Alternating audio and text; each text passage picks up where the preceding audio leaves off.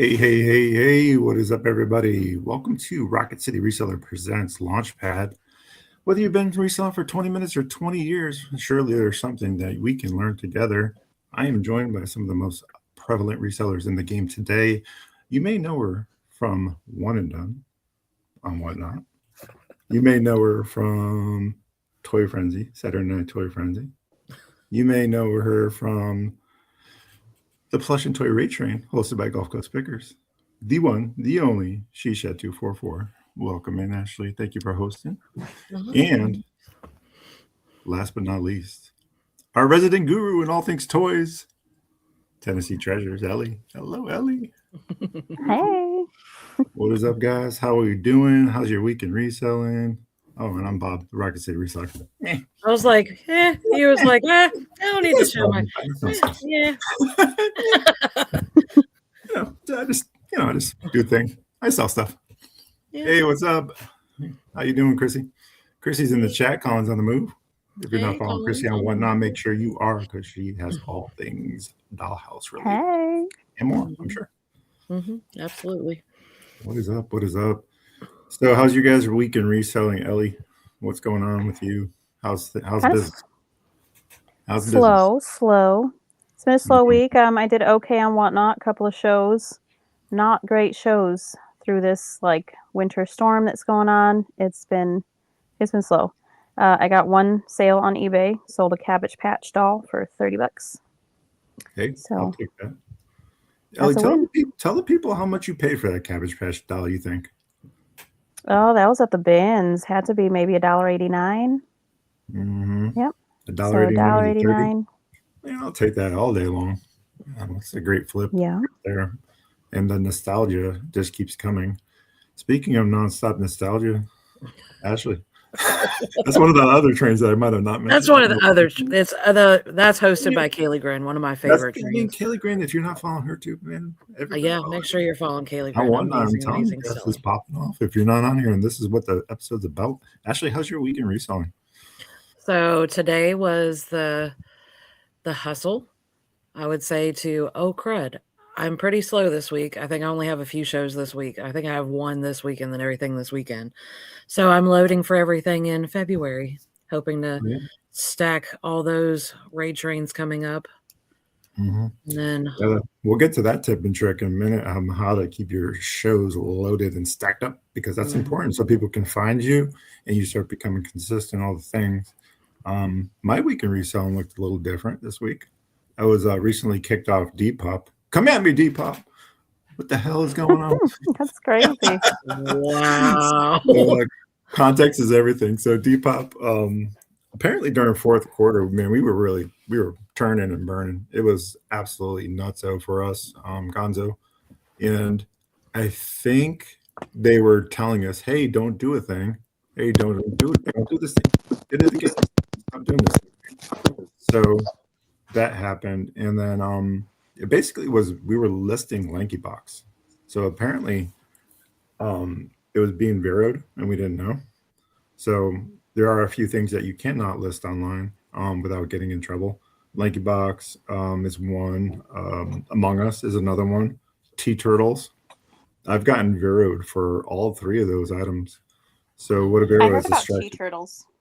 Yeah, it's like the owner thinks that they can prevent you from selling an item that you actually own, which is against the terms of, I don't know, it's like federal law. You can't stop a reseller from selling something. So there's been law passed for all that stuff where, if you own an item, you have the right to resell it on a market. And I guess their thing is that it's not worth the hassle maybe in litigation. So Depop is very, very strict, and they lawyer up real quick. So if you're selling on Depop, just know if they're emailing you, you got to really be on it and stop doing the things that they're telling you to stop doing. So that's my bad for not communicating with my partner and my wife. So who does this full time? So she was busy doing other things and I didn't catch it, and here we are. So Depop, that happened, and it can happen to you too. So just be careful. Use me as a use case. We sold about 200 items since starting on Depop. So, I mean, for us, it's a lower going through platform, I guess. We're just setting up on it. I'm not saying that it doesn't seem little, but I would have loved to grow that area, but it's not for us right now. So I could challenge it. A good friend of ours, Thrift and Thrifters, said, hey, I got mine reinstated, and this is how I did it. They went through Twitter. They said, don't go through customer service, go to Twitter, and I guess make some noise, and basically they'll reinstate you. So there are ways around that kind of thing. So if you have also been banned by Depop and you want to try to get your account back, that is a way to do it. And then also sales, they've been slower than normal, but there's reasons for that. Well, actually not. We actually re-stimulated. We've been going through an inventory, right? So we went through 330. Well, I said we, my wife went through 336 totes of inventory, 105 quart totes of stuffed animals. I don't even know how many items that is, but I think it's like 8,000 items in 13 days, and touched every item to ensure that it was in our inventory control system, which we use nifty.ai. I think everybody knows that by now. To do so, and she did it in 13 days. So that's an average of 25 to 26 posts a day. So shout out to Amanda, my wife, beyond those signs and whatnot. She is absolutely killing it. She's crushing it. And yeah, she's just about got all her whatnot stuff loaded up too. So that's what's happening. We can resell. This weekend we did about $900 in sales, and go to the post office to drop them off today. There's one guy there. His name I'll leave out because I don't want to shout him out on the internet, but he's the only guy, not even the postmaster showed up. No drivers, no carriers. He is the only gentleman that decided that he was just going to come in.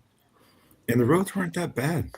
We got a lot of ice and snow here in North Alabama, but yeah, so that's what's happening in our world. That's just some crazy. Of the quick stories. There's much more than that happened this week, but yeah, we'll get to the episode because that's what you're here for. What not to do? No, what to do on whatnot. And we've been trying to promote this for the last 2 weeks to make sure that we get as many people in here. And if you're watching this in playback, I just want to say for the record, if we do have any issues with latency, just sharing screens or anything like that, I'm also going to edit this video after the fact, and I'm going to try to put it through and see what we can do to make that whole. Also, we've been talking about potentially recording an episode of all the information that's talked about today. So I want to make sure that everybody understands that you can ask questions along the way. This may end up being a multi-part series in the beginner's guide. So this is a beginner's guide to whatnot, and I'm going to stop talking and let Ashley take over. All right. So I'm going very to the nitty gritty. All we're doing is we're looking at the basics desktop version, which it's going to vary depending on how your desktop is set up. If you're looking at it through an iPad, iPhone, Android phone, it's all going to look a little bit different, but it's similar in the process. But we're just touching on the different screens. We're not diving in depth into anything. We're just touching on, and then I'm going to build on some of those key points. So let me share my screen. Sounds good. Let's do it. We're going to try to something that is oftentimes not done well because of connection issues and other things, latency. Host that is StreamYard is what we use. So we'll see what we can do.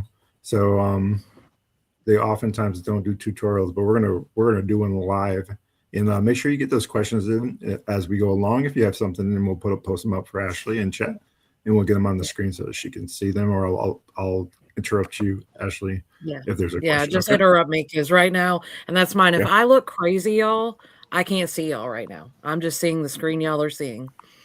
Right. So I'm gonna also try to be a little bit slower and in describing what icons look like, because I know we have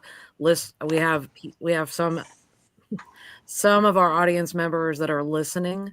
So I know some of it's going to be hard for me to transcribe that way, but I'm going to try my best.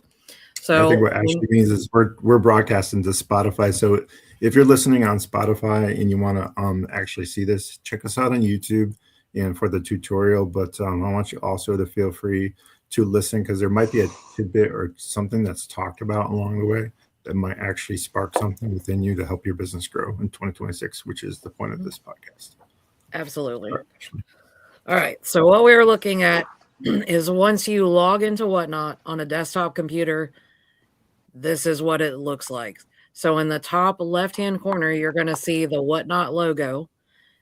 If you actually currently in the status that is being shown right now, this is the buyer version. You can actually click on that Whatnot and you can switch to your selling format. And that's what you're seeing highlighted right here, that you can actually click on this and swap out. So you can switch to selling there. Some of the key components that we're going to be touching on is the different buttons and everything that's at the top. The first thing I want to just kind of touch on is the left-hand side of the screen. So we talked about you have the Whatnot logo. You can switch to selling. Right now you're in the buyer format. Underneath the Whatnot, it's going to say, hi, your username. Underneath that username, it's going to automatically populate the For You page. So basically, different sellers that you've looked at, different type of items that you've looked at, it's populating like basically similar to your Facebook For You page. So you're going to see different sellers that are currently on and what they're selling. Directly underneath the For You, you're going to see followed host. So this is everybody that you follow. You're going to be able to see their shows, what time they're going to be up, all that sort of information as well. And then directly underneath the followed host is now where you start getting into the categories. So for me, when I'm buying, I'm in the other toys category, toys and hobbies, plush, vintage toys, estate sales, and storage units. That's going to be different for everybody based on where you're buying from. So that's basically just your categories. So all this is on the left-hand side. So that's the first thing we're touching on. The next thing I want to touch on is right next to your Whatnot symbol on the far left, you'll see a home page. That's where we're at. This is the home page of Whatnot. Then next to that, you'll also see the word browse. And then next to it, you have an open space that has the little magnifying glass. And that's where you can actually search on Whatnot. So if you're searching for an item, you're searching for a seller, a product, a show, you can actually just type in that item basically like you would on Google. So I just use Furby as an example because we all love Furbies. I know if Krista's in the chat, she is an avid fan of Furbies. They do not terrify anybody. She's an avid fan. I don't care what she tells you. She loves them. So once you type in what you're looking for and you hit enter, it'll search it. Now going back to the left-hand side underneath your Whatnot, now it has updated. So now you can actually filter it by like top results. You can filter it by products. You can filter it by shows, users, and categories. It automatically is going to show you the top items. If you go to products, if you click on the products portion, like toggle switch for the products, it's going to show you all the products that are there that are related to Furby. And then underneath all the filter by sections, you're going to see the sort by. So the sort by section is you're able to actually sort it by best match, lowest price, highest price, newly listed. And then as you scroll down further, maybe. Yeah. As you scroll down further, it has even more subcategories. So you can actually sort it by category. So if you're looking for a toy, you can sort it by the category versus a plush. You can sort it by the buy format, what the seller rating is. And then the other one is shipped from, because that's going to be key. I'll be the first one to tell you if I'm buying something, I'm in the United States, I want to order from the United States for shipping purposes. So you want to make sure you have that specified as well. And then it'll have where you can sort it by price as well. So when you're in the product, you have all those subcategories. The other functionality with the search is then we talked about first you can filter it by top products, and then you can also filter it by shows.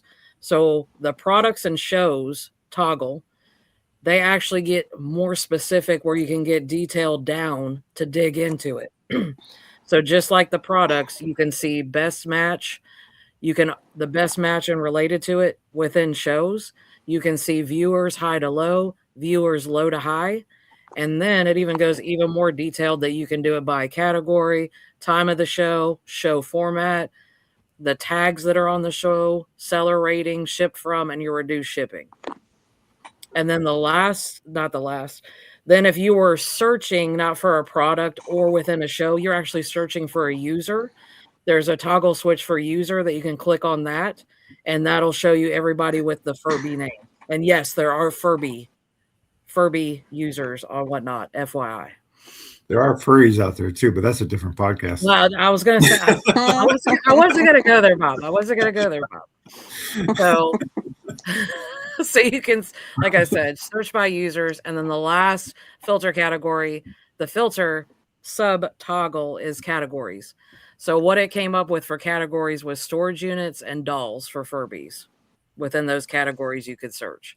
So that's your main just search functionality. Very similar, like I like to say, just very similar to Google.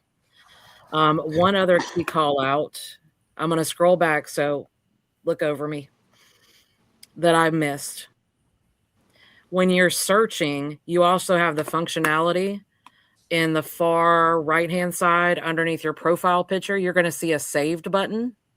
You can actually save that search, so you don't have to go back and keep resaving it. It'll save your search. However you toggled it down to get to the specifics, you can save it that way.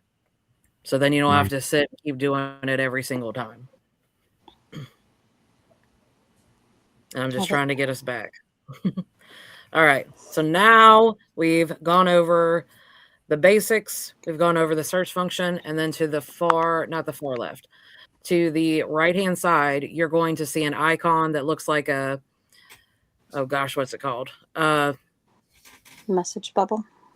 A message bubble. Thank you. A message bubble with a heart in it. That is going to be for your notifications.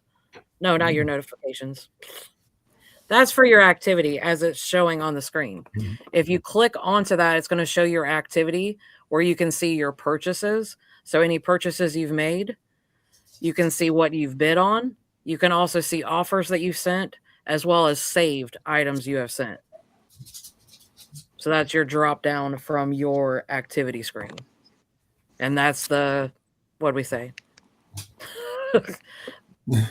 The text bubble with the heart in it. That's your activity. Yeah, that's a super important function, because when you buy something, if you're starting off as a buyer, and we recommend that probably when you first start Whatnot, is just kind of go in there, look around. If you see something you like, buy, just so you can see what the experience is like before you start selling.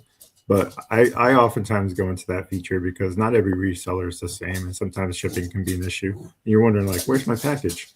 You can go to the order from there, see what you ordered, and then go to view order, and you can actually see the tracking information and the status of your order. So you can do a lot from that activity screen. So I just kind of wanted to point that out.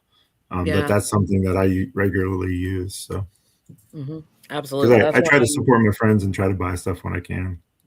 So absolutely. FYI, I got my package today. Thank you. I don't know what I sent you, but you're welcome. I think it was Care Bears. Yeah, I think it was Care Bears too. Yeah. And then I'm gonna toggle back 1 second.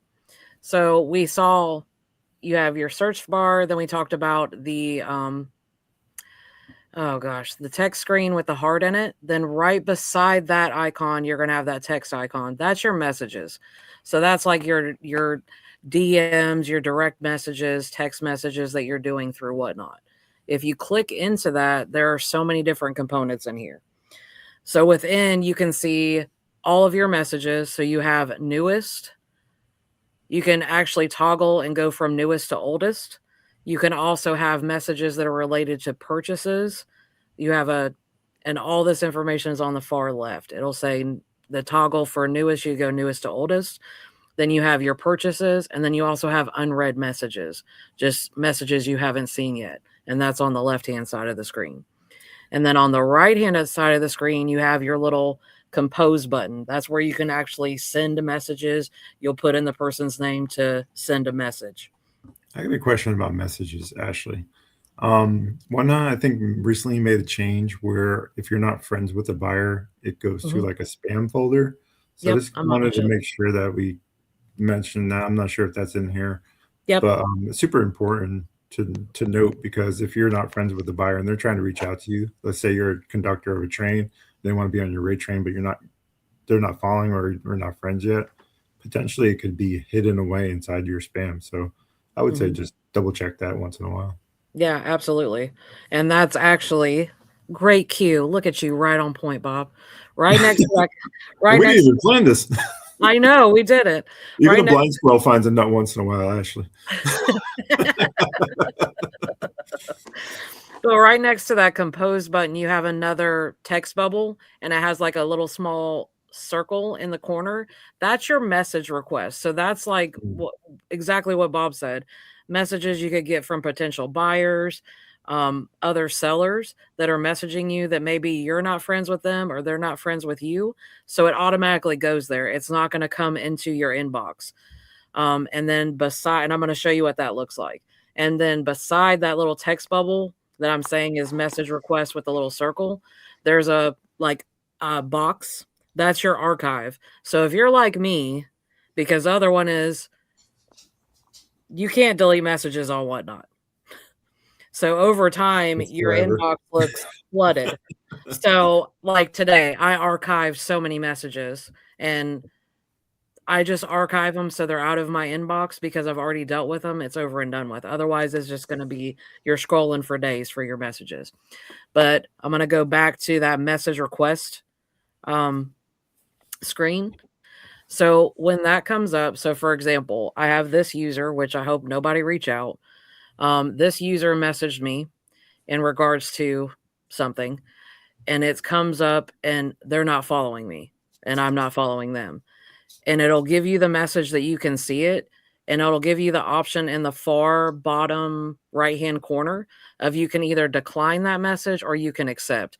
If you decline, it's not going to notify that person or anything like that. If you hit accept, all it's going to do is move it to your inbox. So where all your messages are, it's just going to move it there. Mhm. But that's where you can see your message request. And I'm not sure how long ago this updated because I was like, what is this? Because, Right. of course, like I said, we're showing you the desktop version. On your phone, it's a little bit different. And I was seeing, you'll see like a red dot in your messages in a certain area.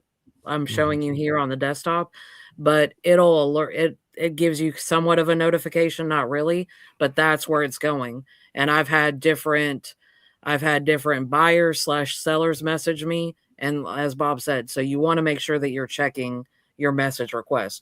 You don't have to, you can decline them, you can accept them, whatever you want to do. Accept just moves it to your inbox of messages. That's it. And I will just say for the record that we actually have done bulk purchases from people's collections through Whatnot, and they can sometimes like those deals or those networking opportunities can get lost in here. So you Mm-hmm. super want to make sure you check. Don't miss out on an opportunity to get something wholesale or create a connection or a business opportunity to grow your Whatnot channel. So and also a friendship maybe as well as the most important thing I think. So yeah. Absolutely. Because there was, I think when I first noticed it, it was people asking to buy multiple things out of my buy it now. And I was like, oh, I do. What do you want? Okay, let me make that for you. Yes, I got you. So Yeah, yeah. create a like special bundles specifically for them to help them with shipping and other things. So Yeah, yeah, all absolutely. things that are possible through Whatnot. I've gotten sales leads through there too, where if like we're on an rate train and it's a 30-minute rate train, they caught me right at the end and they're like, man, I was just about to buy that. And I'll get those message sales leads through there. So definitely important to look at. Yeah, any Yes. sale, even after the fact, which is great about Whatnot, right? Because even though you're live or you're part of a rate train, and if that stops, like Ellie was just mentioning, that's another opportunity for you to take those items, put it in your buy it now, your shop, or I think it's called the buy it now, right? Or your storefront marketplace, I think is what it's called on Whatnot, and yeah, potentially get a sale that way. Super important. Yep. Or they can tip you. Now, hear me out. they can tip you for an item, and you can add it to the package if they're underweight. I'm not saying I condone that, but if they're under their capped weight and they already purchased from you, and they're like, "Hey, I also wanted this item," you could technically receive a tip from them and put it in there. I'm not sure if that's terms of service. You'd have to double check, but I think that's an option. And I think Whatnot would probably likely be okay with that because it's another dollar earned. So for them, they're getting their fees, I think, one way or another. Exactly. I'm not sure what the terms of services are on that, but it does save the buyer on paying double shipping. So I also recommend this without, at your own risk, I guess. 10 of 10 recommend trying that out. And we've done that before too. Just again, your weights and measures. We're going to have an entire episode based off that. So don't worry about shipping. We're going to cover that in probably an intermediate podcast regarding that a little bit deeper. So I know that's a burning question for a lot of people, and I'm sure Ashley's going to do a cursory overview of that shortly, but we're going to let you get back to the point. Okay, no worries. So we're back to the main screen. So next to your message icon, the little text bubble, you're going to see this bell. That bell is your notifications. So what that bell is going to show you is it's going to show you, you can see if you were tagged in somebody's show. So you can see I was tagged a couple of times the other day in a couple of shows. You can see any tags in a show. You can also see sold items that may be sold out of your bin, as well as if you started getting new followers. So you can see new followers right here. And then the tags. And then the other one is once you finalize your shipping. So once you've printed that label, it's going to pop up in your notifications too that, hey, this is ready to be shipped. Yeah. Mm-hmm. That's awesome. And just remember that you don't have to take notes or write any of this down. You can watch this and replay it in post-production or whatever. Once we load this in, you can pause the video along the way, make the screen bigger, watch it on your TV, whatever you need to do to be able to get the information to you. Just know those are all options for you. And we'll also be putting out a guide, I think, coming soon on some of the stuff that Ashley's covering today. So there'll be a PDF version of that coming your way, hopefully soon. Yeah.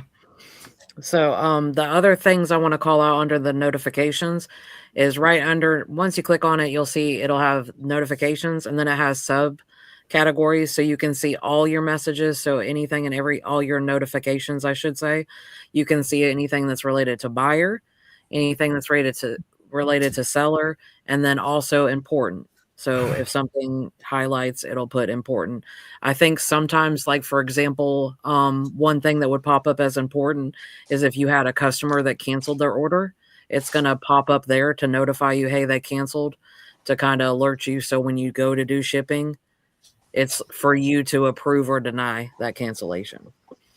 I think offers can come through there too. So if you have a marketplace, I get a lot of notifications for offers sometimes because we my wife loaded. I don't notice how she's always doing my Whatnot for me, but she loaded some Funko Pops for me, and they've been selling pretty well through. So we've been getting notifications on there too. So just know when you have a marketplace, you can static sell on here. You don't have to go live. Is the point.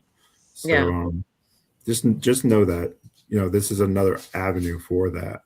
Is it the most robust in my opinion? No, it wins at live auction.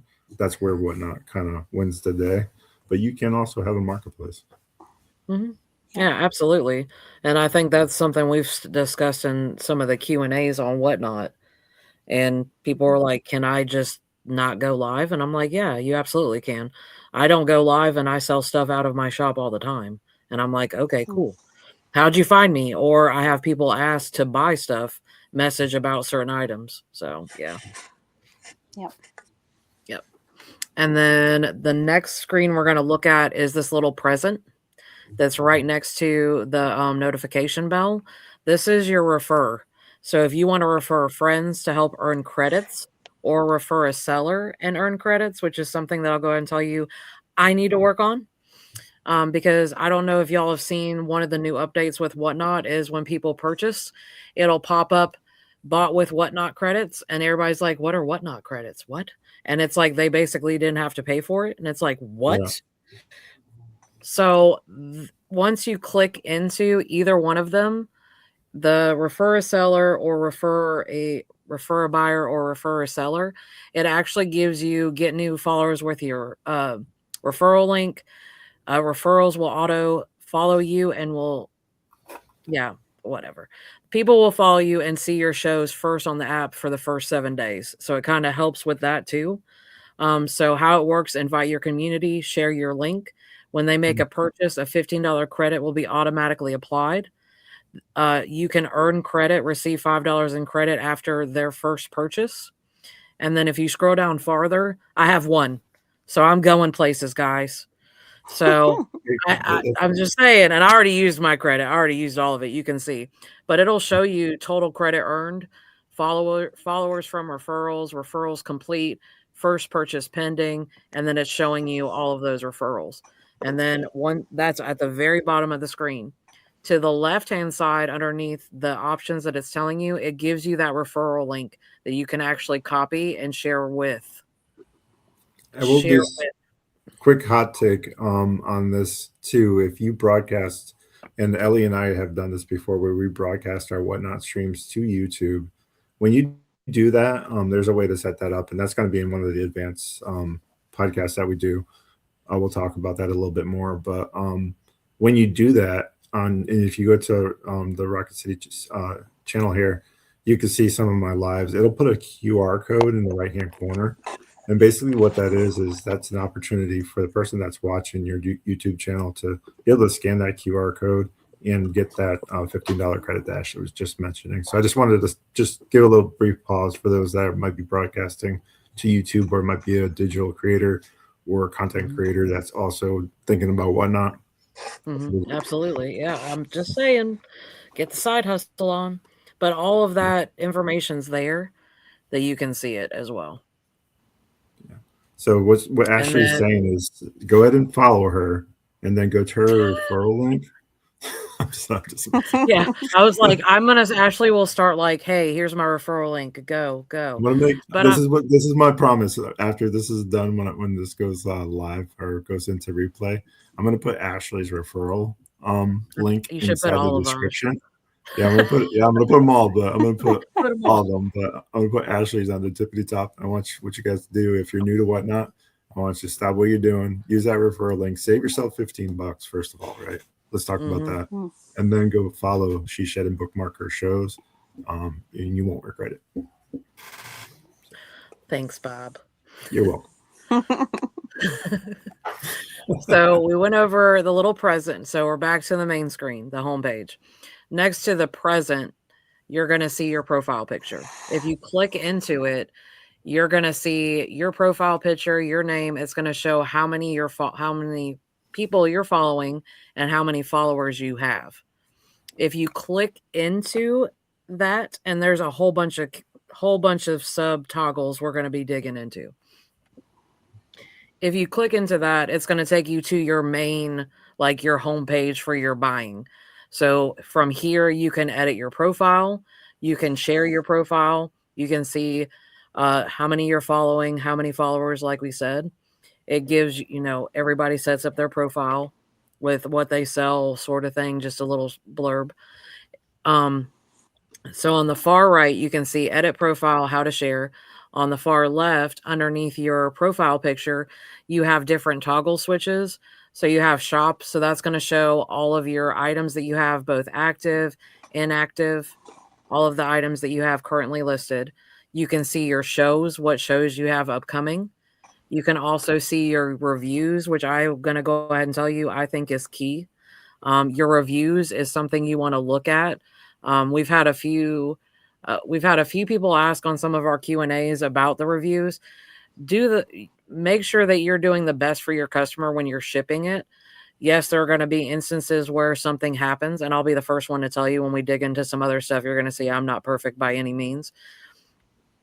And I think the question. Oh, go ahead. I was just going to say the same. Like we've had our run-ins. You can't make everybody happy. We were talking about this today, Amanda and I. There's 8 billion people in the world, and there's always going to be one that wants to, be that person. But just keep on keeping on, and do the best you can by your customers. Yeah, absolutely. Yeah, for sure. Absolutely. And we're not perfect, so there's times I mess up too because I've messed up a we're couple of times. human. When you're running a live show, this is a good point. Like, Mm-hmm. try to be as intentional as you can about calling out issues with the product if there are any, and also call out the fact that it has none. I mean, that is also a key factor in driving sales as well. Be like, this is a vintage item, but it's also a new old stock or whatever the condition of the item is, because that can help it sell. So by you being very descriptive, one way or another, you're gonna set the expectation first of all. So now they're not gonna leave you a poor review because you've set that expectation. Now, can it still happen even after the fact? Yes, because it just actually happened to my wife. She sold a Care Bear book, and the buyer, she called out that there was a name inside, and it was Stephanie's. It's live and recorded, but she decided to give her a poor review, saying that the condition of the item was not met or whatever, even though she called it out. So it can still happen. Just know that. Sometimes people want to hear what they want to hear and not hear what you're saying. So, but if you're intentional like that, 9 times out of 10, you're not going to get that one person. So don't let that deter you. Yeah, and Definitely. that's all. Yeah, just be honest. That's mine. Is just be honest and upfront with the condition, and we'll dig into that when you're loading. If you preload your items, you can put that in your description, any call outs, and I always try to be very thorough. So when you have those instances and they're like, oh, well, hey, and it's like, well, if you look at your order, it has the item and it has everything, the description, it tells you right there. Yeah. Because I've had that happen. They're like, hey. That's par for the course for every platform, even eBay and Poshmark and all of them. Like, you'll put into the description, there's a mark on the left foot or whatever, there's a toe missing. I don't know. Whatever the case may be. We sell a lot of plush, so don't come at me. So I'm just saying, you put all that stuff in there, they buy it, but they don't look at the last photo or where the condition is or in the description. Reading's fundamental, but it's not fun. So, yep. I think there's 3 key takes from that: is condition, right? And then description, and then value, because that's one of the other biggest complaints that I see is while we're live bidding, the customer doesn't always have time to look up the value of the item, and sometimes streamers will mislead you to believe that the value might be more, and then so bad reviews can come of that too. True. Value is a perceived notion, so everybody sees that differently. Some people see a lot of value and some people don't, so it just depends on that person and what they value. So absolutely. So underneath your profile, we toggles. There's also a clip section. I didn't want to take pictures, but you can actually, and we'll get into that later, like your preferences, but you can actually get clips from people's shows. Like West Virginia Panhandle Picker falling in the show and Krista Drifting Thrifters clipping it and then me putting it on YouTube. I see what you're saying there. You can do clips like that. Yeah, you could do clips like that. Go check that out, by the way. It's awesome. Live on Whatnot. Love you, Sean. Hey. Love you, Sean. Dang. Here's go follow West Virginia Panhandle Pickers. That was pretty funny. He's okay, by the way. It's okay to laugh.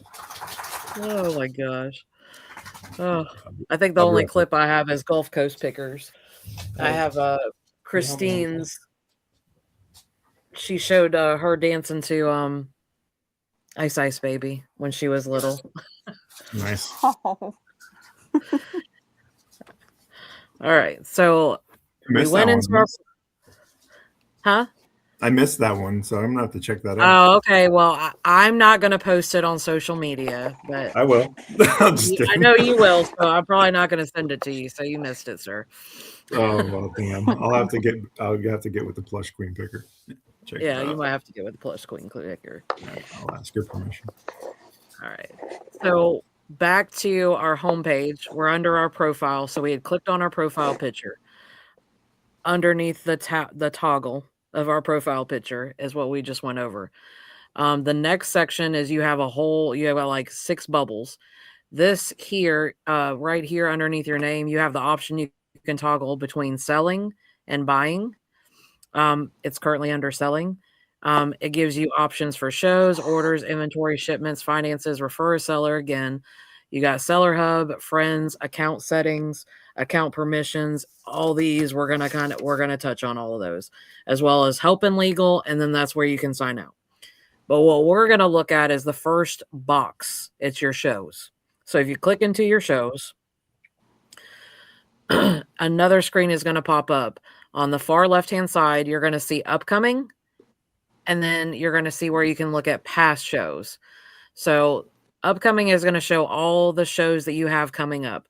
Underneath that upcoming, you have the options to do open show, edit show, clone items, start sharing, cancel show, or enable private mode.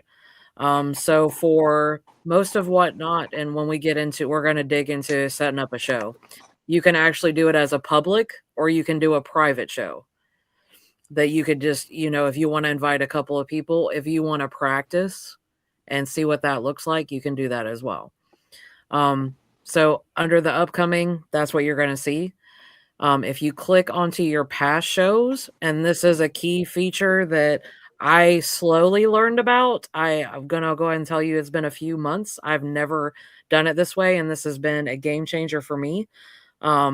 In your past shows, it actually gives you an option, that clone items option. So if you click on that clone items under whichever show, like say you did a Disney show or you did whatever, you did a show and you had items in it and you're like, hey, I want to take some of those items and put into an upcoming show. You're going to click into whichever show it is. You're going to hit click. You're going to click on the clone item icon or little toggle. And then it's going to take you to another screen. The first thing you need to do is which show should these products be cloned to? It has a drop down. It automatically puts all your upcoming shows that are coming. You need to select which show you want to put it in.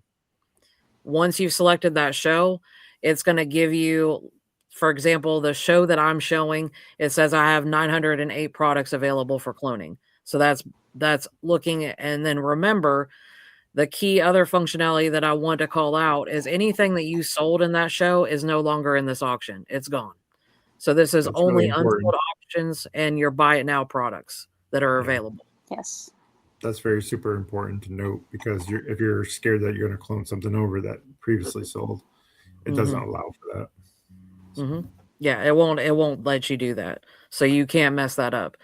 Underneath the amount of items, there's actually check boxes next to, there's one that you can hit select all. So if you want to take all these items that you had in that show you just had, you can click on select all. It's going to automatically check everything. You have to scroll all the way to the bottom, and you'll see on the far right-hand side, you'll see clone all. Then a box will pop up and it'll say, this is going to take a few minutes. And are you okay with that? I can't remember exactly. Sorry, I didn't get those pictures. And you'll click on okay. And then what it's going to say is like, okay, it's going to take a few minutes. It pops up twice. And then sometimes it'll open up a new screen. It'll show you, open up that show to show you that it's all in there.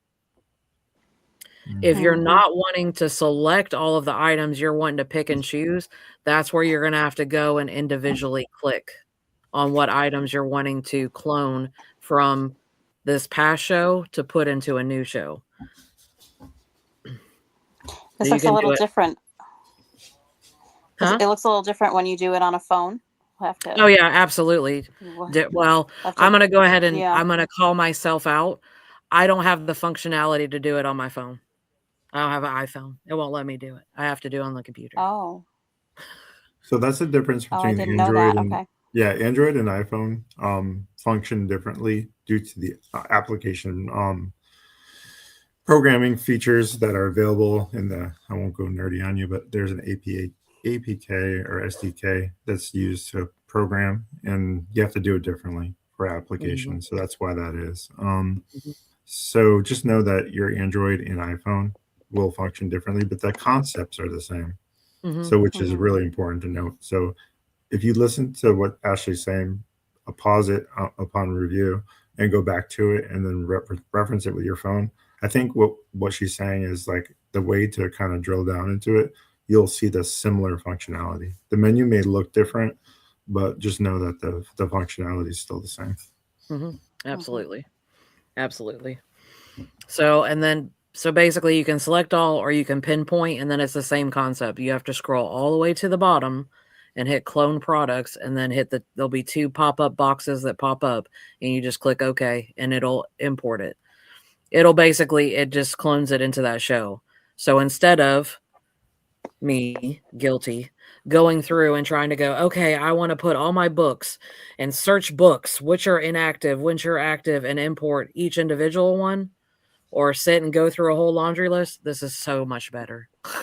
So much better and faster. Yeah, we'll just put like a hash mark underneath this as a caveat. Make sure you're checking the clone feature. Only because recently Amanda discovered, I don't know if I'm frozen. I think I might be frozen. Can you guys see me? Yeah. I can hear you. Yeah, I can see you. So recently Amanda caught a few issues with the clone coming over, not bringing everything over. So just once in a while, do a quick audit is my point. I just wanted to make sure that you take that into consideration when you're doing the clone. It is a very powerful tool, and it works exactly like Ashley said, but also checks and measures. Trust but verify always. So Yep. Love that. Yeah, and then I would say if it's an item you already have preloaded, I'm guilty of it too, and it's a key point to bring up. If you preload your items and you're running a show, and it's happened to me several times, and it might be a glitch with the system, be it, as we like to say, whatnotting, or whatever it is that happened, user error, you can actually just import that item during your show as well. I'm not going into those details, but it's advanced. That's a little bit more advanced, yeah. Yeah, for sure. And then I already went over the functionality of within the show section of the different functionality you have there. The other call out, and maybe I'm gonna throw it to the group, but the other thing that I have learned, and I think it's updated, there's been some updates, but sometimes within these functionalities under your shows, it'll have restart show. But I think it's it has to be that same day and within so many hours. So say if you went live and something came up, or you're like, you're on for an hour, you didn't sell anything, and then later on you're like, hey, I'm going to hop on.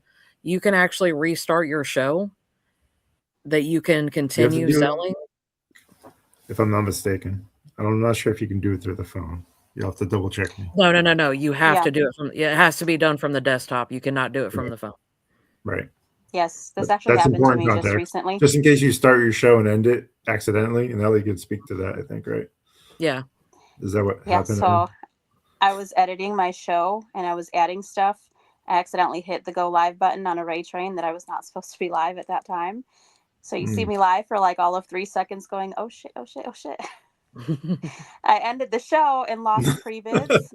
I lost all my listings, which I could clone, but I had about $50 of pre-bids that I was like, I just lost $50 or $60 in sales. So yes, you can go back live, restart that same show, and regain those pre-bids. It does have to be, I believe, within a 2-hour period. That's what I couldn't remember how long. I know one time I tried to do it and it was later on and it didn't work. It wouldn't pop up. Yeah. Yeah, so there is a get out of jail free card. So just make sure that you're aware of that. That's super like hot take right there. Make sure that you understand that. And if you're not understanding, please feel free to message us. Even if you don't want to put something in chat, maybe you're embarrassed to ask. I want you to feel free to, comment us, message us privately. All of our screen names are pretty much the same as you see here on screen on Whatnot. You can also reach out to us on Whatnot and message us if you're new there. And just feel free we're a community. We're resellers, and we're for that. And that's the point of this podcast. So I just wanted to mention that before we continue moving on. So yeah. Okay. So still within the show functionality, there's also on the far right-hand side, there's some toggle buttons there. This one, I'm going to be 100% transparent. I am not familiar with. It is OBS Tools.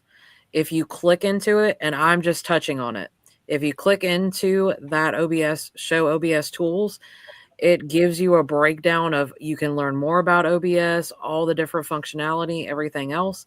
It also, as you scroll down, has a how to stream OBS, first time step instructions, going live, view required settings, all that information, frequently asked questions, and troubleshooting. All of it's right there. I just want to touch on it. I'm not familiar with it.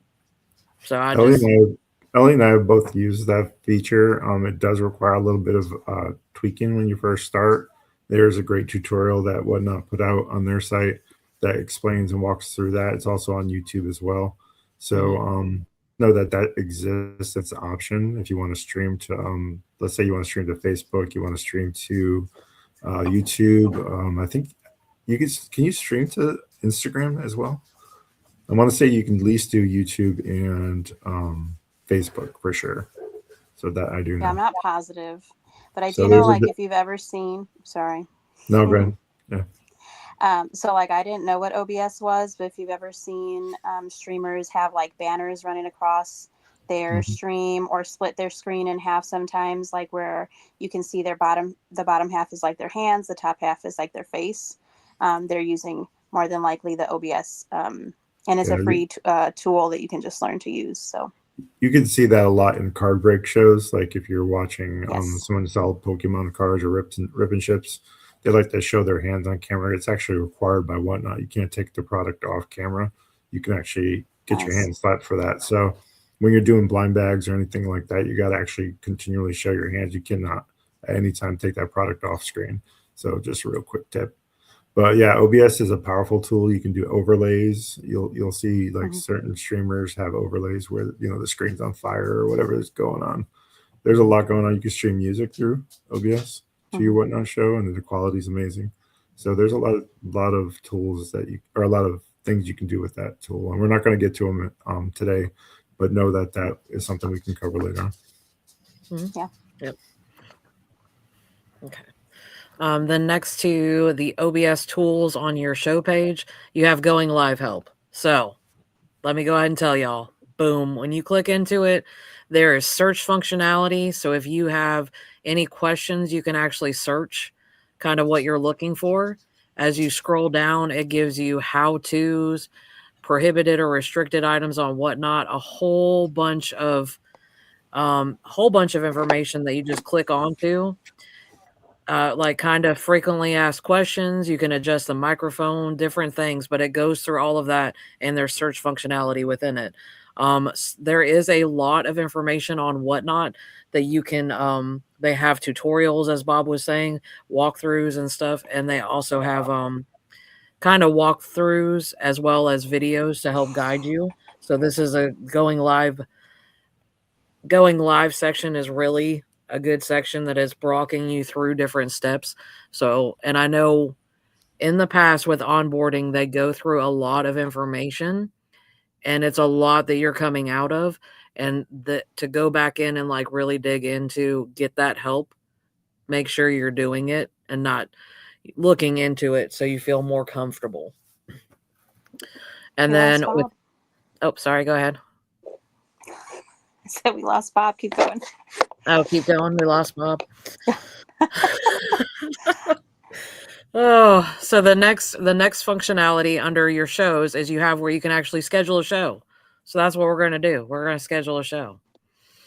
So when you click into the schedule a show, it's going to have all your little drop downs. So first and foremost, you got to have a title for your show. You got to have a title.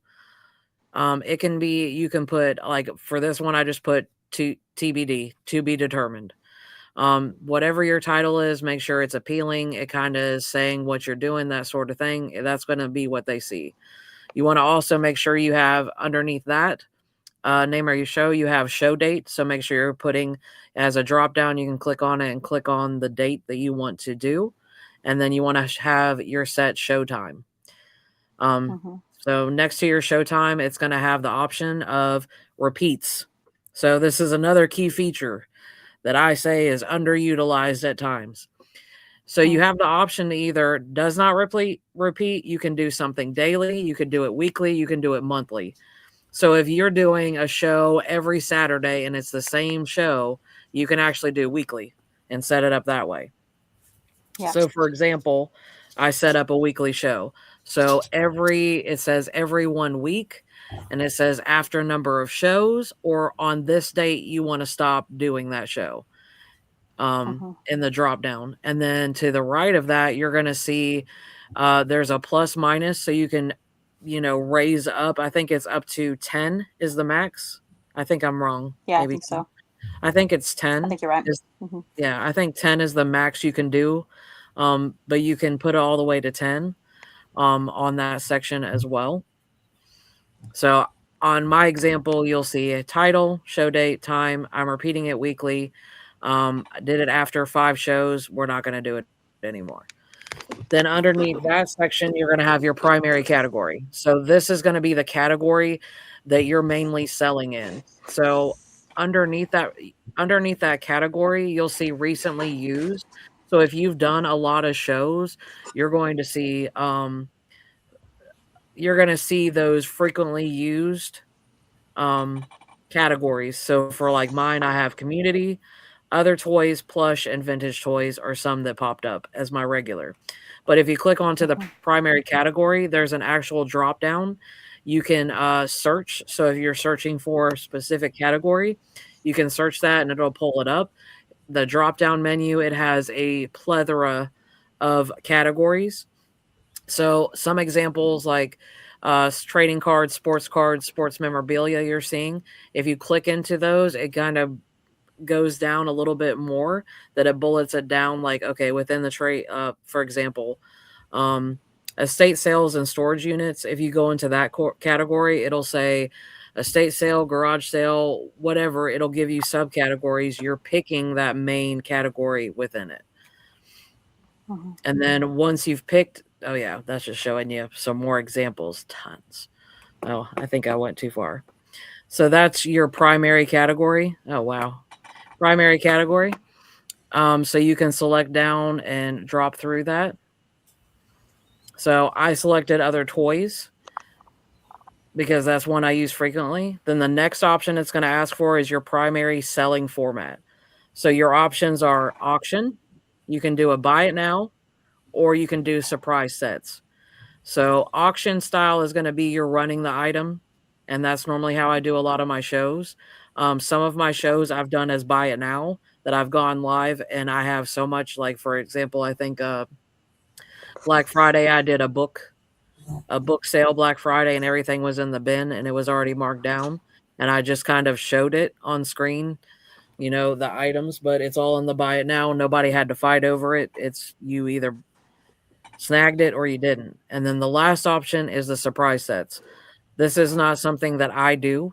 My recommendation with the surprise sets is make sure you're looking at all the information that is on whatnot in regards to the surprise sets. If you're running it, there is so much information on whatnot. You want to make sure you're following those guidelines when it comes to surprise sets. Is key because go ahead.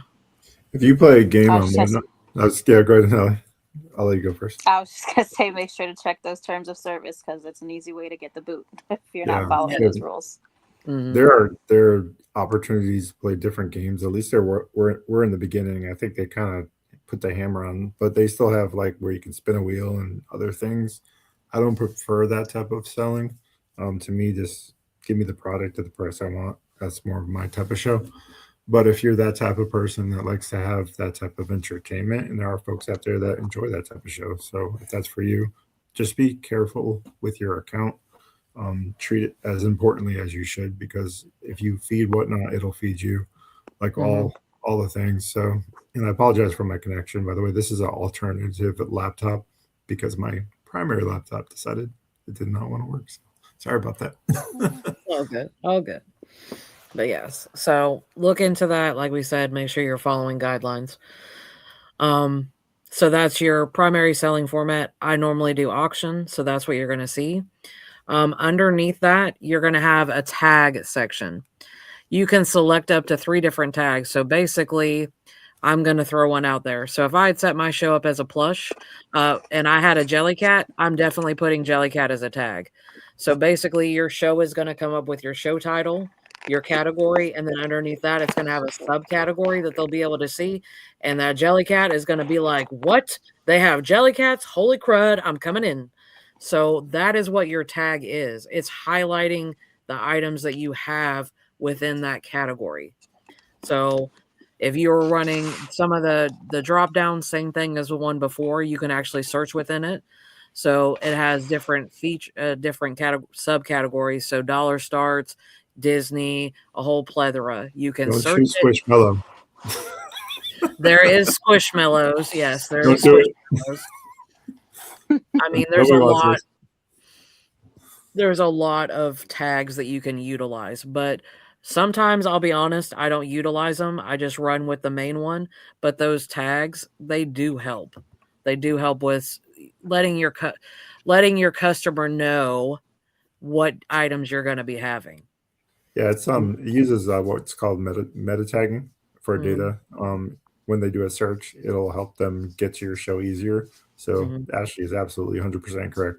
Make sure you're trying to put tags in there, at least for a few different items. It only allows for so many, but yeah, it only lets you have 3. Important. Yeah. 3. I wish they did kind of change that, but I get why they're not doing that. So. Yeah. And one other call out, just because it's coming up and to kind of put everybody's eyes on it.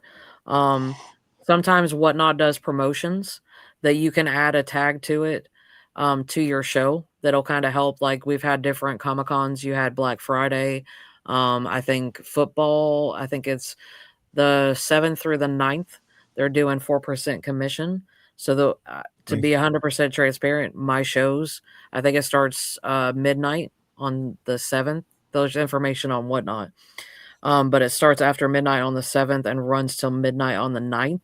But putting those tags in your shows kind of helps get more eyes on it because you have that tag as well. So just throwing that out there with tags too. There are promotions that run that they have special tags and they send that information. I think most of the time when you go to it'll pop up. They're really good about letting you know about those promotions that are coming up. And if you have sports related items too, now's a good time to do a Whatnot show. If you have anything that because of the championship game, anything Patriots related or that's trending right now. If you want to do a specific theme show, this weekend would be a good time probably to get that sold through. Yeah. Yep. So underneath those tags, the next option you're gonna see is moderators. So normally, and I will say I know normally and I tested it today, which was crazy. But normally you can only have up to 5. It was allowing me to keep adding people. But you can actually, your moderators are people that I would say people that you highly trust, that will help moderate. So that means help with what's going on in chat, or in the chat. Also, they can help with like promoting, like check out the auction tab, that sort of thing. These are, I would say, trusted people that are going to help support you, that you're going to put as moderators to help support you. But you can normally it's 5. When you go live, you can add as many as you want. Desktop was letting me add more, and I was like, holy crud. So you can add them to your screen. That's a good point. So if you're in a show and some of the people that you've keyed in on the desktop, maybe they're not on, but there's someone that's actually that you trust that's on and is willing to do it. Maybe they can only do it for 15 minutes. You can just click on their name. And I believe it pops up a menu, and then you can add. It says allow to moderate. But Ashley made a good point. Make sure you're trusting that individual because they do have the right to ban and kick people from your show as an option. And if they want to, this is kind of icky, but if they wanted an item and they didn't want the other person to fight for it, they could potentially kick or ban someone without you really realizing what's going on. So it's super important. I've also seen trolls. Yeah. There are plenty of those on the internet. Can I mod for you?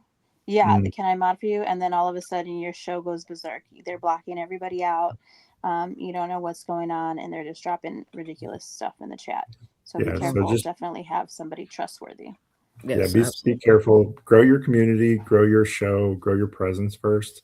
And if you're getting to the point where you're overwhelmed with being able to scroll through chat, maybe employ a friend, a family member, someone else that's not on Whatnot to actually run your show with you, potentially. I personally have my wife to lean on. She comes into my shows and she does all those things for me and keeps me on track. So if you don't have that, you can have a friend come over and say, hey, listen, we're going to grill today and then we're going to do a Whatnot show. We're just going to hang out and, do the thing and whatever you need to do to entice them. So they come on over. Absolutely. The next, underneath your moderators, once you've added, you're going to see media. So this is your thumbnail, the picture that's going to be shown for this specific show. You can, if you don't add a picture, it's going to automatically just put your profile picture as that picture. And then you also have an option to add video. I think that's beneficial, especially if you're doing a specific themed kind of show. You can sit and do a short video and scan to show them the items you're going to be having in your show. But those are options to put. It'll help you with pre-bids too. If you're a preloader and you have a video as well, that's going to grab their attention. Then they're going to come through your buy it now. They're going to pre-bid on your items for your auction. So that's very, a picture's worth 1,000 words, as they say, and a video is worth even more. So. Oh yeah, absolutely. So now the next section, your shipping settings. So there are different options within here. You have the free pickup underneath the shipping settings.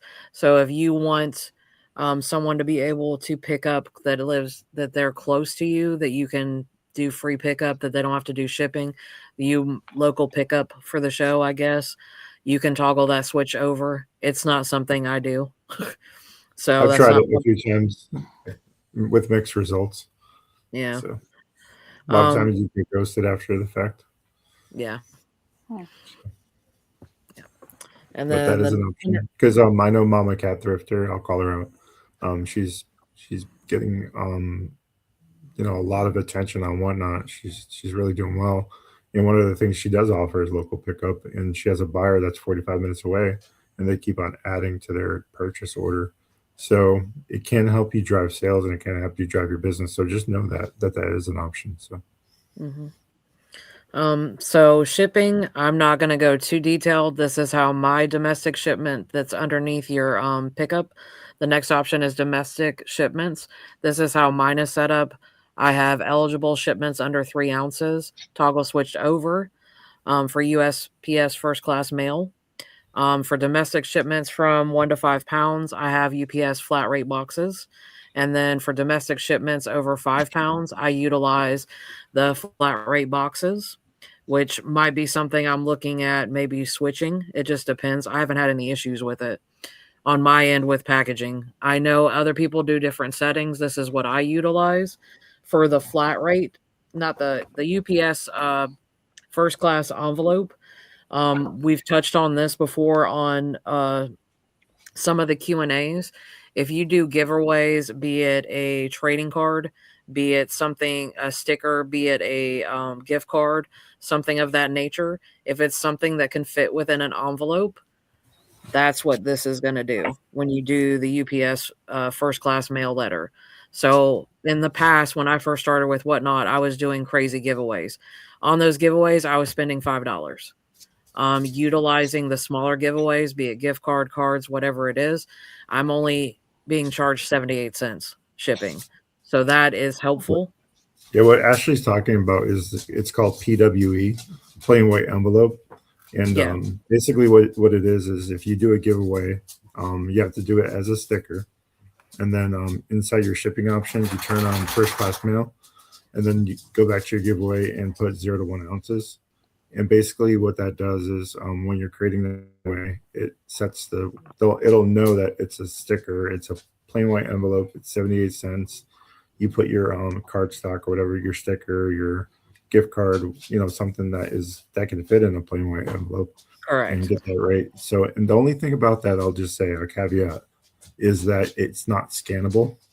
So it will not track. So if you do too many of them, it can affect your account health. So if your account health is suffering I don't recommend doing too many of them because it's not scannable, so therefore it can't track, so it can't affect your account health. So just note that is an option to do to reduce the cost of giveaway and increase followership. But it also those are just some key points to mention. And we'll have a walkthrough on how to do that PWE. And I think Jack's Treasures actually did one. If you're not following Jack's Treasures on Instagram, they did a walkthrough of that, and it was very well done. So shout out to Tracy over at Jack's Treasures. Okay. Yeah, and I think the key point is it has to fit in an envelope. So you can't do, I'm going to give away a 2-pound item. No, it has to fit in that. You're not going to stuff Pokemon. You're not going to stuck one of these guys in there. Yeah, absolutely not. And your postmaster is going to think you're crazy. Yep. And then underneath, sorry. Go ahead, Ellie. I was going to say, I think the limit for the thickness of the envelope is 1/4 inch. So it's good to know. Okay. And then underneath after you do your, your shipping settings, your domestic shipments, it'll have shipping costs. So this is something that it is entirely up to you. Shipping costs, basically, you can have the option of the seller pays all the shipping costs. Buyer pays up to a set shipping cost that you can actually set up a certain one, or buyer pays all shipping costs. So those are your toggle switches. Mine is set up, buyer pays up to a set shipping cost, which is $9.21. And when your show starts, you'll see that banner that says reduce shipping. And to me, that's somewhat of draws people in.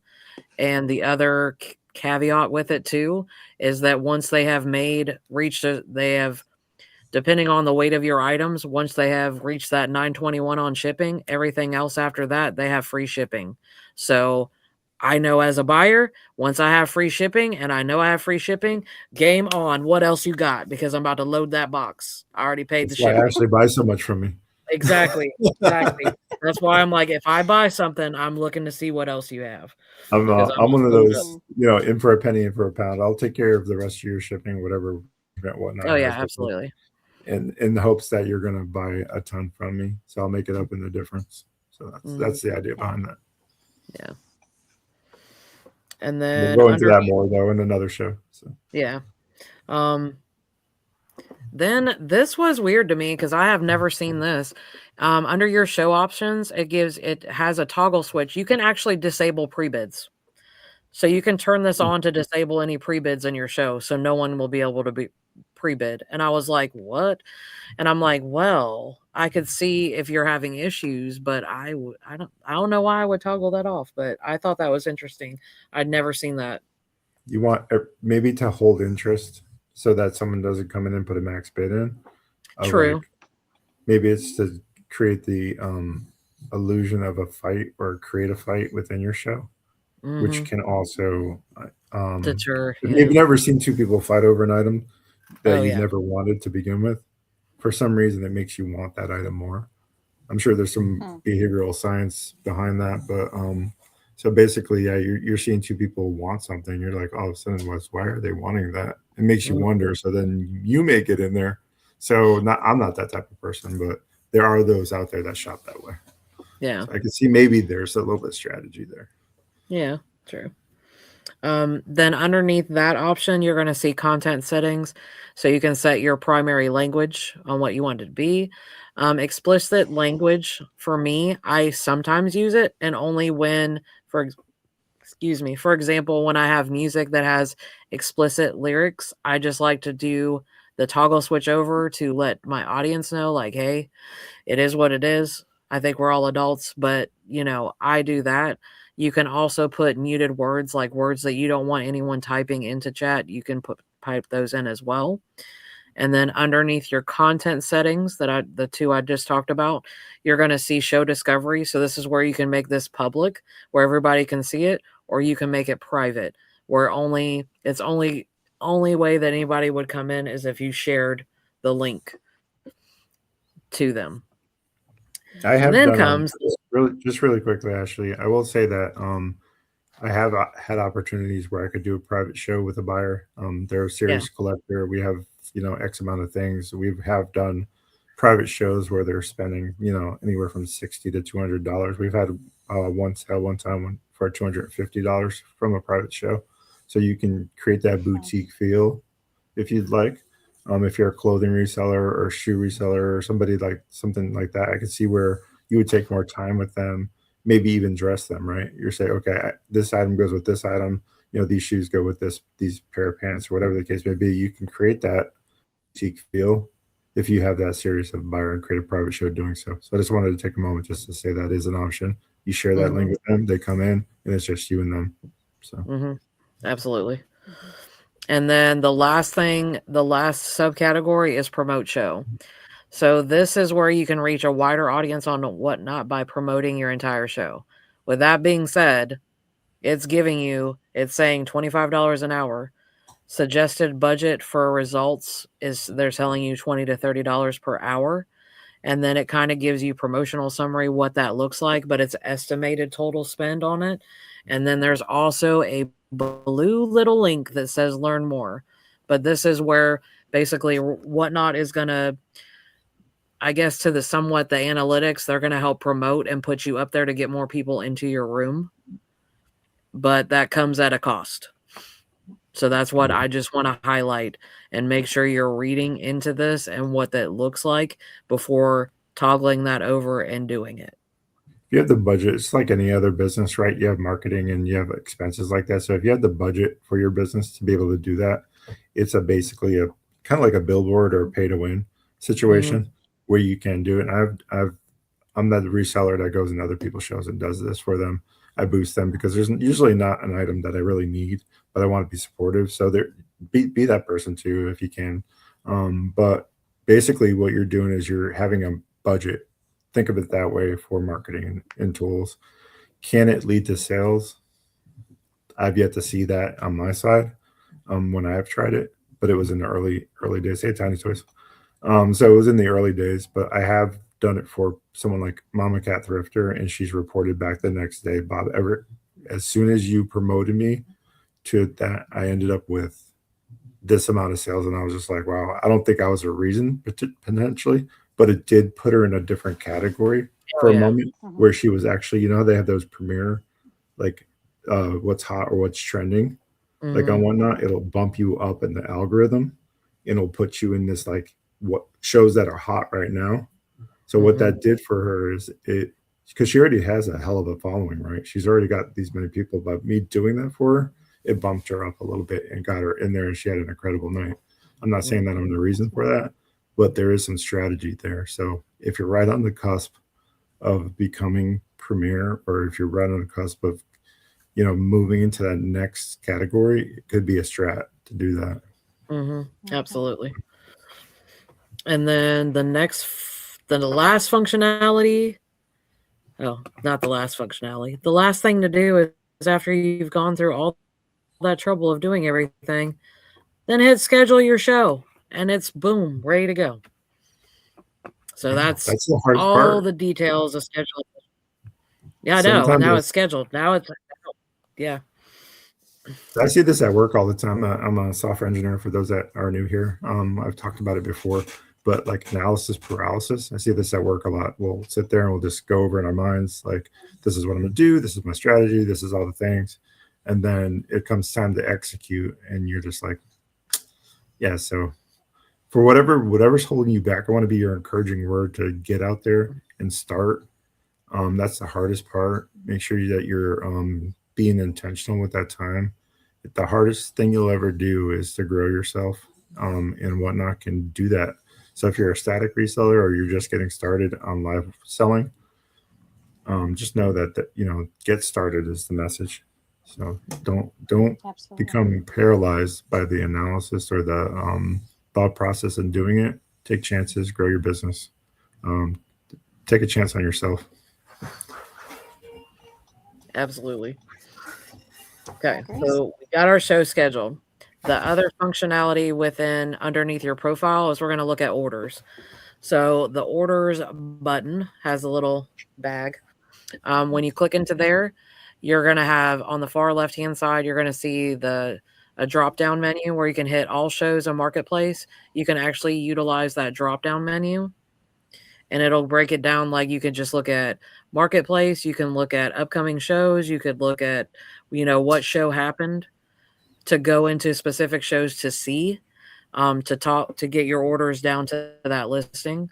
And then right beside all shows in Marketplace, there's another toggle down where you can see all statuses. So you can see created, processing, completed, and cancellations on your orders. And then on the far right-hand side of the screen, you can actually search orders. So with that being said, just like the search function, you can search orders by the actual item. So look at all those Furbies I sold. Krista's going to be so excited. She didn't get none of them.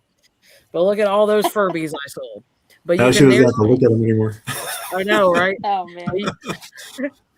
You can search by the actual order, like the item. You can also search by an order number for it to come up that specific item as well. So it has that functionality of both item as well as the order number that you can search within there on orders. So regardless of what regardless of what you're selling, what you're going to see is trend. We call it trend analysis where I work, where you see patterns and things that sell. You'll get to know that your buyers, or you'll get to know a certain buyer and what they prefer. And when they come in the show, first of all, A, welcome them in. And B, I'm not telling you to be this person, but you know what they like. Why wouldn't the next thing that you pick up be what they might be interested in? Right? Yeah. So that's do that. But, you don't just say when they first come in, hey, by the way, I got this. No, you greet them, treat them kindly, and then say, Absolutely. hey, listen, or you don't even have to say, hey, listen, by the way, you just run this guy. Who doesn't want this? Yeah. So, for sure. Just advice before you keep on going. Yeah. So that's your order screen. Basically just short and sweet order screen. The next icon we're going to drop underneath your profile pictures, you have inventory. So your inventory is going to show all of your items. So it's going to show, you can actually toggle between active items as well as draft items that maybe you have something in drafts, and then your inactive items. You also and all that is the three menus are on the left-hand side, and then on the right-hand side there is a search function. So if you're looking for a specific item, you can search that item as well. Then the next one too, I think, yes. You can actually sort your newest to oldest as well on your products, like your newly listed items, because what y'all are seeing are newly listed items at the top, but you can switch it to oldest. And then under the inventory screen, you can actually create a product here. So if you click into the create a product, that's where it's going to have all the information. And that's what we were talking about earlier. You want to make sure you have good pictures. So if there are flaws, you want to show front, back. You want to show as many pictures as you can and highlight those flaws so they can physically see it on the picture. That's where you're going to put your product details. So that's where you want to be specific. All that's kind of on the left-hand side. On the right-hand side, you have your pricing. So you're going to determine, is this a buy it now item or is this an auction item? If it's a buy it now, it gives you the option for, if you want to put it on a flash sales toggle switch, accept offers toggle switch, if you're reserving it for a live on the right-hand side, and same with the auction. It'll give you the option for that too. As you scroll down underneath the picture option for your product details, you want to make sure you're putting it underneath a category. You want to make sure you have a title. Title is key. Some call outs, which we'll go into more detail as we go, but make sure you have a good title. The description, you want to make sure that you're being specific. If there are any flaws, anything, you want to put that in there. Then you're also going to want to put quantity. So if you have more than one, I always try to title mine, if I have more than one of the same item, buyer's choice of one or choice of one, and then I have a quantity if they're identical or similar in that, your quantity. And then back on the right-hand side, you have your shipping profile. So this is where you want to actually weigh your item. I'll go ahead and tell you, I round up. So if it's coming up 3.5 ounces, it's 4 to 7 ounces. That's how I do my shipping. Is I look at how much it weighs, and then 2, you got to factor in what that looks like in the box. Which, yes, that's supposed to get calibrated into it, but sometimes it doesn't. So one thing to think about. That's why I round up. You also have the option if there's any hazardous materials, you want to make sure you're highlighting that as well. And then once you've done that, at the very bottom right-hand corner, once you've filled out everything, it's going to have, you can either save this as a draft, you can cancel out, or you can publish this. Once you publish this, it's live, meaning it's either in the auction tab or it's in the show. You put it in your auction tab for whatever show, or it's in your buy it now or your shop. And then, yes, the next functionality we're going to look at is shipments. So back underneath your profile picture, one of your boxes that says shipments, you're going to click onto that. And so the first thing you notice, Whatnot is helping us out and expressing it highly. Severe weather may impact USPS delivery times, and we're accounting for delays. Using the shipment scanner will keep orders marked on time. They're telling you that. Right up front. On the left-hand side, you have a toggle section where you can drop down menu that you can put all shipments, so that being it all your shows and marketplace, or you can toggle it between marketplace or whatever show you want to look at. And then right beside that, you're going to have another toggle down that you can hit all statuses, needs labels, ready to ship, unfulfilled, needs review, shipping, delivered, whatever you want. The toggle down. And then it's going to show all of your listings and everything else, your shipping that needs to be done. And then on the left-hand side, I want to go back just a hair. On the left-hand side, you'll see this open sidebar, and I'm calling this out because this is something that, for me, is crucial. But it has where, and I'll get to that in a second. Sorry, shipping action. You can export. It gives you different informations once you click on that sidebar. To scan all packages at drop off, it has a QR code. Then down here, show actions, where you can export and then clone items from the show. But this is what I want to talk about. When they updated, you used to be able to automatically see this just pop up on your screen. It's under this closed sidebar. Every week you get 5 adjustments a week. So say that I weighed something and I mistakenly said it was 4 to 7 pounds, and it's actually, or 4 to 7 ounces, and it's actually like 12 to 15, and I have to do a label adjustment depending on that item. I say that it depends on the item and how it's being shipped. It'll take one of your adjustments. So I think a better example is if I said I had an item that was a pound and it's actually 4 pounds, I have to adjust that because I royally messed up. So that's where one of your adjustments will get used. You get 5 adjustments weekly. I believe after 8 p.m. Eastern on Sundays, it resets and your new 5 start again. Yes. But that's where you can see that information is in the sidebar. Go ahead, Ellie. Yep, I was just agreeing with you. Okay. I do think the adjustments is what counts as an adjustment. If you go from under a pound to over a pound, that's an adjustment. Mm-hmm. Yep. So if you adjust from 3 ounces to 7 ounces, that's free. Mm-hmm. If you go from, it's under a pound to over a pound. And then if you go from 1 to 5 pounds to over 5 pounds, that's an adjustment. Yeah. So why that is, I think, is because it uses different service methods depending on your shipping profile. So you normally 9 times out of 10, you're either shipping priority or you're shipping ground. And I think Whatnot tries to give the most proper or most least expensive way of shipping the item for the buyer. So if the item weighs a certain amount of money, it'll ship priority. If it weighs over 5 pounds, it'll probably likely ship ground because it's just cheaper, more affordable for the buyer. So I just wanted to caveat that with the reasoning behind there, the technology of it. So, and you can also custom ship or custom set up your shipping, and we'll get into that in more advanced YouTube channel, podcast, where we talk about potentially setting up different shipping profiles or presets. You don't have to use the standard Whatnot ones that are available.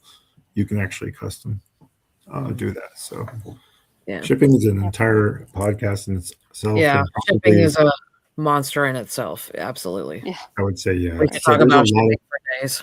I would say that's probably 9 times out of 10 the most frequently asked question in the Whatnot community. If you're on Facebook groups or reseller pages, like if you're following Tennessee Toys and Treasures on Facebook, and if you're not, you should. One of the questions she's often asked on there, and also Rocket City Resellers on Facebook. If you're not following, we appreciate you guys for doing that. And also Inside Resellers Refuge, another private Facebook group that we help other resellers on all platforms, not just Whatnot, in regards to questions. And that's shipping for everything. We sell everywhere. So just know that there are resources out there is the point, and people that are willing and able to help you and will not make you feel to be made to feel like your question's not important or make you feel bad about yourself. There's options, and we're a community, and just know that. Absolutely. Yep. Yeah. So, Ashley, do you have time in your schedule here for talking about sourcing at all? How close are we here? We're close. Yeah. Okay. I'm going to try to highlight just a couple other things and then move on. I kind of want to talk about that because that's an important part of this, is if what sourcing looks like, because you want to be intentional with that when you're doing Whatnot. So yeah, I got you. So underneath your profile, you have the finances section. So this is going to show you have your ledger, payouts, statements, and reports. You can actually toggle between all those: processing, completed, withdrawals, edit dates, all your finances. And that's just showing you I'm in negative right now, guys. Jeez. It's all good. After finances, well, I'm at negative right now. It is what it is. Seller Hub. This is basically what we talked about before. Similar, you can see your upcoming shows. You have your account health. You have the key highlight I want to bring up is the tutorials. These are videos that'll walk you through pre-show, showtime, shipping, up-level your day-to-day. Amazing tutorials, step-by-step, walk you through. Here's what I was talking about with the promotions right there. You can see what promotions are happening, and then shipping. I currently have 2 that need to be shipped when I took this picture. And then there's more videos down here that you can see. The one thing I want to highlight and look at is within this section on the far right-hand side, you have your account health. If you go in there and hit view all, look, I look amazing, right? Boom, let's get in it. So account health, you can see seller performance. So on-time scan rate, I'm at 100%. My defect-free order rate is at a 99.7. It'll walk you through. Yeah, I know it's horrible, guys. It was worse. It's been worse than that. But you can see how your account health works. It gives you community guidelines. You can see so much information. So I can account for that point through really quickly. Are those giveaways that we were talking about earlier, those stickers that won't scan? I guarantee you that's what's causing that. So, oh yeah, possibly. Oh no, it's not. I know what it's from. It's all good. You have to say that. I'm about to show you. Yeah, I'm about to show you what you're going to see anyway. But policy standing, excellent. But it's going to give you that rating, and it tells you got these blue links. Utilize them to learn more. So your account health. Oh yeah, we clicked in it, so we're clicking on it now. So within there, I go to the defect order, right? So that's where I'm at 99.7. This is give you a graph of your history, how to improve your rate. It gives you different information over here. Here you go. Boom. Defective rate. I had 2 canceled orders that I had to cancel on my end. So that's what's hurt. There were items that were damaged, that sort of thing, but it gives you that information down at the bottom.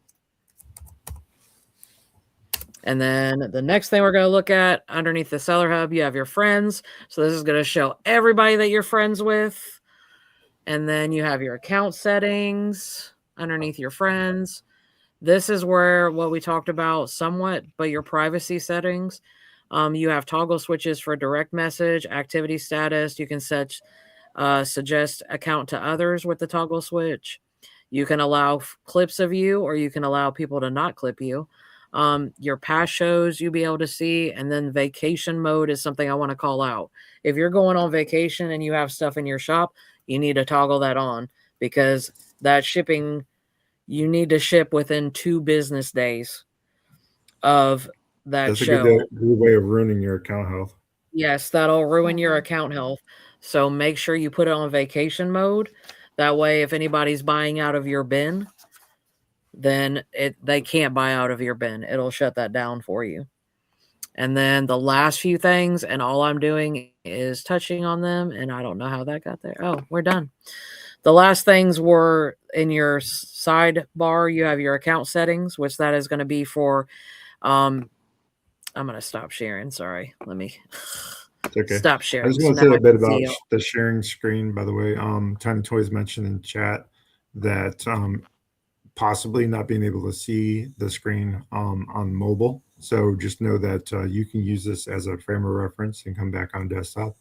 And even better, watch it on your TV so you can have a even bigger screen as an option. A lot of people don't know you can get YouTube through a lot of smart TVs. There's an app for that, and you can watch them there as well and use it as a reference. So just because you can't see it on your mobile, don't be concerned. You can come back and I'm going to try to put timestamps as well to different subjects in this video if I can figure that out. So that way we can help you jump around the video if there's a certain section you prefer over others. So. Yeah. All right, Ashley, back to you. Yeah, just the last few little subcategories under your profile is account settings. That's all personal. Y'all are not getting that information. It has like your, I know, I'm just saying, your account settings, it has all your information with your profile, addresses, and your cards. So I'm like, y'all ain't getting that. W2, I mean, or not W, what's it? Your 1099 rather. So, yeah. Yeah, so we're all 1099. That's an important segue into that. Those numbers for me, we ended up getting 1099 from Whatnot this year. Even if you're not getting that, just know that you still have to pay your taxes. So don't be that person that doesn't do that. So you don't want they got Capone for it. They'll definitely get you. So I'm just saying, do your taxes. But anyways, yeah, that's an important part to figure out, and we're gonna. Want to talk about sourcing, Ashley? Oh yeah, sourcing is, I mean, the magical thing about sourcing is you don't go out and go, a jelly cat, another jelly cat. Oh, unless you're Bob or Amanda, I'm just saying. But some of us are just favored. Some of us are just favored, right, Allie? Yeah, because I think last week I said I was not going to go thrifting. I said I'm not going to go. I decided, and then I think Saturday we decided to go. But I went out to get gas and all that. And then I was like, oh, I'll stop at the Goodwill. I walked in and walked right back out with nothing. It's not always gold. It's not, you're not going to find everything. Sometimes it's like baller status and you're on this high, like, holy crud, I found all this stuff. And sometimes it's nothing. And then sometimes it's like, do I tempt fate and keep going and push my luck, or do I stop while I'm ahead? So it's not always everything. Yeah. I will say that for Whatnot, you need a lot of inventory to be able to be successful on Whatnot to a certain degree. Obviously, you can have inventory, and then there's excessive inventory and things of that nature. So it depends on like what mode are you in your journey. When you first start out, maybe just trying to pick a few things around the house that you can try to sell through to see if that's your passion or what you're niche down to or what you're wanting to sell, and then kind of gauge your response in that category. So find something that you love to sell and sell that. Also, being able to find a lot of it. So what I mean by that is if we use the bins, outlet bins as an option for buying at weight for items, and we buy a lot of it, and that's how we keep our prices so low, which is perfect for Whatnot, and we can sell through it fast. So there are those options. Also, storage lockers. If you're a storage unit person, you can potentially get a lot in a locker and part it out through Whatnot and make money that way too. So there's a lot of different ways to source. So those are some of the two bigger ones though that you want to try to get as much inventory as you can. You'll notice once you get going on Whatnot, you'll be burning through inventory quickly. So, yeah. And then I will say I would say you can also caveat, because I know there are some people that, like, for example, say you came across a whole My Little Pony collection. Maybe you do a My Little Pony show and it's not something you sell normally, but you just do that you could do that too. Yeah, you can niche down specifically. There are a few sellers that can cross category sell and do well. We just had one on the podcast, Ruth Ann, 4 Seasons picker. She's extremely well at cross category selling. Mama Cat Thrifter as well. She sells vintage Tupperware, and we're going to have her hopefully on the show soon, so that she can talk about that. But she also sells plush toys, books, nostalgia. She has just about a little bit of everything. So you can do it. It's harder sometimes. So it's easier at first maybe to niche, to gain a following and an understanding, and then slowly incorporate other things. So I think that's how most people that cross category do it, unless you're a storage unit seller. I think garage sales category and storage unit categories are likely probably the easier of the categories, even though they're probably the more competitive because there's a lot of people doing it. They're easier to maybe sell a bunch of different things. So if you have a lot of like varied items, potentially that might be your option. Whereas we're not just selling toys, but we sell toys and plush. So our community is, and every category is their own community too. And the fact that these sellers are cross category and creating a community across different categories, that's like a different level of status right there. Yeah. So, and there's tips and tricks along the way that we'll be covering, how to grow that business in 2026. And I just wanted to thank you guys. And Ashley, I know that's a lot of hard work and effort went into that. You did an exceptional job. I think I basically just witnessed a master class in Whatnot Beginner's Guide, quite honestly. And I'm not just saying that. It's a very complex subject, or it can be very intimidating when you first start. I think you've simplified that down to a point where someone can kind of basically pick it up and run with it. And just know we are a community. You can reach out to us on Whatnot. I want to say that one more time. We're going to go around the horn on final words. Ellie, what are your thoughts on Whatnot? Whatnot's a different beast than some of these other platforms to sell on. If you're new to live selling, follow along because we've got a lot of tips and tricks, years of experience within the three of us, and just be ready to do it. Just start. If you're thinking about it, if you're sitting back and just wondering if you should do it, just try it. Just do it. Execution. You got to do it. But stop. If you're scared to death, that means you're doing it right. That means you're absolutely. You're not just surviving anymore. You're thriving, right? That's the difference between being terrified and not. If you're not terrified, you're just surviving it. So do better. You owe it to yourself. So, Ashley, final thoughts? Final thoughts. I mean, what we're trying to do on this podcast is help everybody grow. My skill set is Whatnot. That's where I'm selling majority of the time, besides booths and Facebook Marketplace drop sites. So for me, if y'all have questions, especially we're doing Q&As on Whatnot, bring those questions there of what you're wanting to see so we can dig into the topics that you're like, yes, I want to know more about this. So that'll help us bring it to the masses, because if one person wants to know how to do it, more than likely more than one person wants to know. So it's going to help everybody. If there's one, there's 1,000. Yeah. So that's a good point. So also, I want to encourage anybody that's watching this in replay, make sure you put it down in the comments. And be sure to like and subscribe for future podcasts about Whatnot, if that's what your jam is. So get those comments in. We'll be able to respond back to you in kind and get a little bit more deeper into the weeds, and also give you reference points along the way. So we want to remind you guys, if you can't be good at it. We're going to get you on the next podcast. We're going to have actually on the podcast someone that I really am looking for. Yeah, I'm looking forward to talking about, because he is a toy guy as well. Jimmy, Old School Flips. I cannot wait to meet Jimmy. We've been orbiting each other for a while on the meetup scene. I haven't had a really chance to sit down and talk to him, so I'm looking forward to meeting with Jimmy and talking more about him. So don't miss that episode next week. Old School Flips and New School Vibes. We'll catch you on that one. You guys have a good night. Bye. Bye. Until next time. Maybe.